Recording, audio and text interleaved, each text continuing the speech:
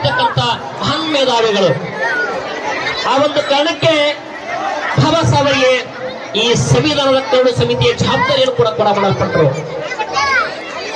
ಯಾಕಂದ್ರೆ ನಮ್ಮ ದೇಶದ ಸಂವಿಧಾನ ರಚನೆ ಮಾಡಬೇಕಾದ್ರೆ ಅಷ್ಟು ಸರಳಾಗಿರ್ತಕ್ಕಂಥ ಮಾತಲ್ರಿ.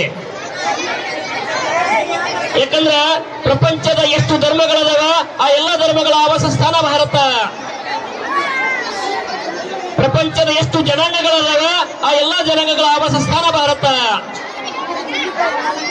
ಪ್ರಪಂಚದಲ್ಲಿ ಎಷ್ಟು ಸಂಸ್ಕೃತಿಗಳದಾವ ಆ ಎಲ್ಲಾ ಸಂಸ್ಕೃತಿಗಳ ಆವಾಸ ಸ್ಥಾನ ಭಾರತ.